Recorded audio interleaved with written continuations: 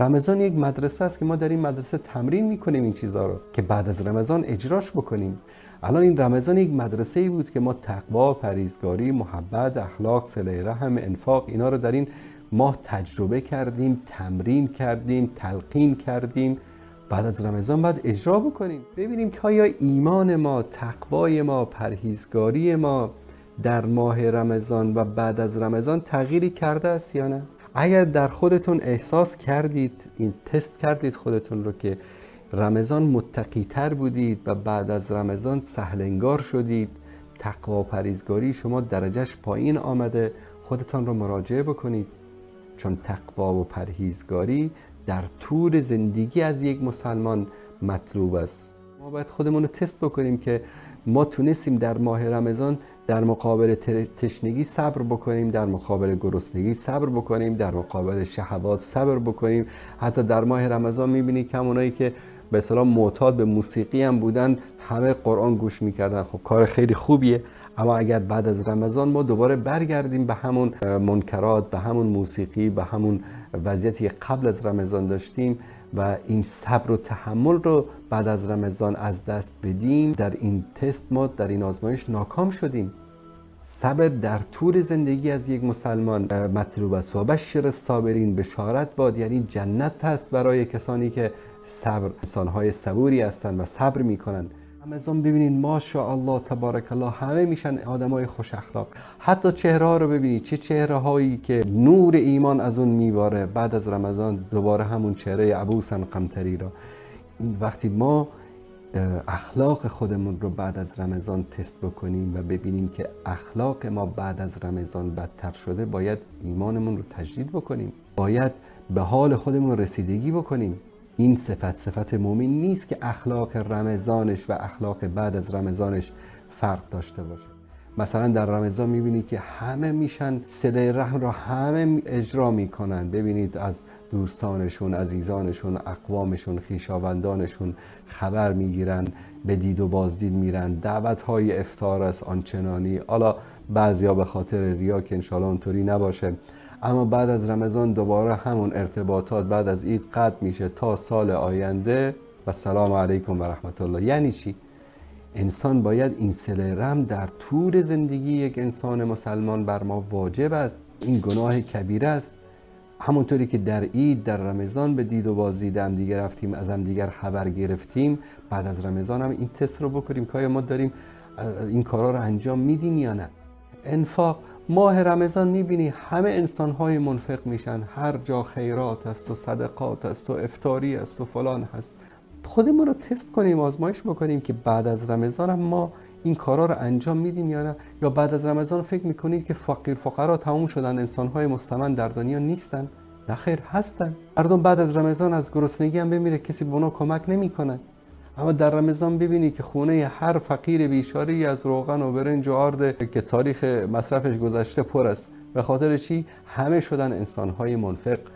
بعد از رمضان هم باید این اخلاق رو ما داشته باشیم. انفاق فی سبیل الله رو ما بعد از رمضان باید در زندگی خودمون جدول داشته باشیم که ما بعد از رمضان هم باید یک روزی در ماه رو، یک روزی در هفته رو اگر نمیتوانیم اختصاص بدیم که از احوال فقرا و مستمندان جویا بشیم و به اونها کمک بکنیم.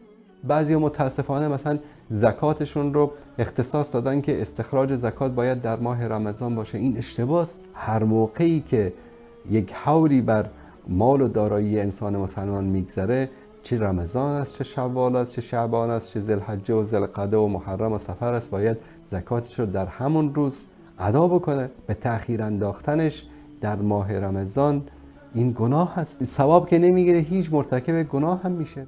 در ماه رمضان چقدر انسان‌ها محبوب میشن، چقدر انسان‌ها دوست داشتنی میشن. بیاید تست بکنیم که همین محبتی که ما در ماه رمضان نسبت به امن و آن خود داشتیم بعد از رمضان هم داریم. مطلوب است که انسان در طول سال داشته باشه، در طول عمرش داشته باشه. ما در رمضان یک انسان هدفمند شده بودیم. چقدر مرتب، منظم، افطار در وقتش، سحر در وقتش، برنامه ریزی شده بود، نماز تراویح، نماز تهجد، نمازها در وقتش در مسجد. اما بعد از رمضان چی؟ آیا تست بکنیم که ما همون انسان هدفمندی که در رمضان بودیم که هدف ما رضای الله بود، هدف ما رسیدن بهشت بود، هدف ما موفقیت در این عبادت بزرگ بود، ما همون انسان هستیم یا نه تغییر کردیم؟ ما در رمضان چقدر انسان ایثارگر و فداکاری که همه رو میبخشیم، عفو و بخشش داره همینطور لبریز میشه از وجود ما. ببینیم که بعد از رمضان هم ما همین انسان هستیم، بعد از رمضان هم عفو و بخشش داریم، بعد از رمضان هم انسان باید از پرخاشگری، از توهین، از اهانت، از اینکه در مقابل انسانهای جاهل یا انسانهایی که خطا میکنن در مقابل ما از عفو و بخشش کار بگیریم. رمضان میبینیم که همه مراقبت نفس خود رو دارن. تست بکنیم که بعد از رمضان هم اینطوری هستیم یا نه.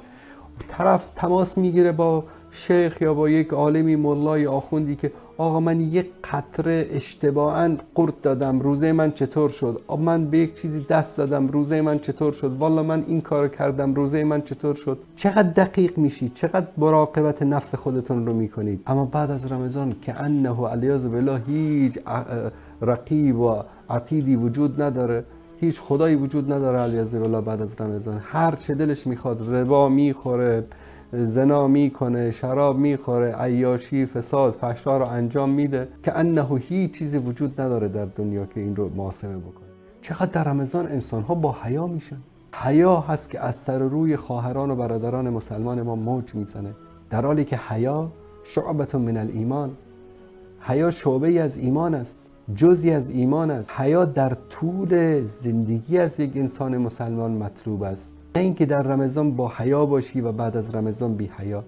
استقامت، کسانی که الذین قالوا ربنا الله ثم استقاموا، استقامت این مطلوب است در زندگی یک مسلمان در رمضان و در غیر رمضان. ما در رمضان چقدر انسان‌های دارای استقامت و پایداری هستیم در عباداتمون، در اعمالمون. تست کنیم خودمون رو که بعد از رمضان همین استقامت و پایداری وجود داره در زندگی ما یا وجود نداره. تلویزیون رو روشن نمیکنه، یوتیوب نگاه نمیکنه، چیزای مستهجن نمیبینه، به خاطر میگه رمضان است. چرا؟ والله میترسم از خدا خشم خدا میاد، عذاب خدا میاد. بابا جان عذاب خدا در رمضان هم میاد، در غیر رمضان هم میاد. ترس خدا رو ما باید در رمضان هم داشته باشیم، در غیر رمضان هم داشته باشیم.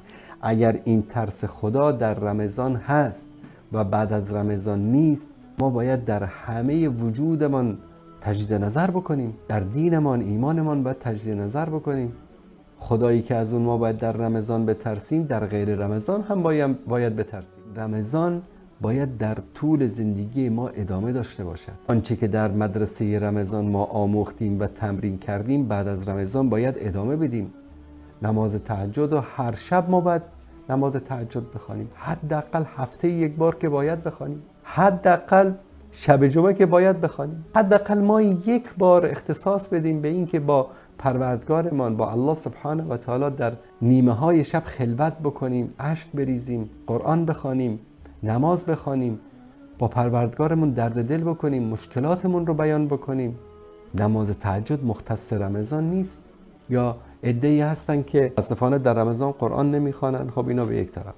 عده‌ای هستن فقط در رمضان قرآن میخوانن، بعد از رمضان این قرآن رو تاخچه خاک میزنه تا رمضان سال آینده. این زشت است. خدای نکرده ما از جمله کسانی قرار بگیریم که رسول الله صلی الله علیه و سلم شکایت کردن از اونها در پیش پروردگار. اتخذوا هذا القرآن مهجورا، این قرآن رو مهجور کردن. مهجوریت قرآن همین است که حداقل ما روزی یک صفحه قرآن نخوانیم. حالا روزی یک صفحه، هفته یک صفحه حداقل باید بخوانی. حداقل روزانه همین آیاتی رو که حفظ داری ورد زبانت باشه. اما متاسفانه نه، قرآن فقط مختص ماه رمضان است، بعد از رمضان قرآن رو فراموش میکنن اکثر مردم.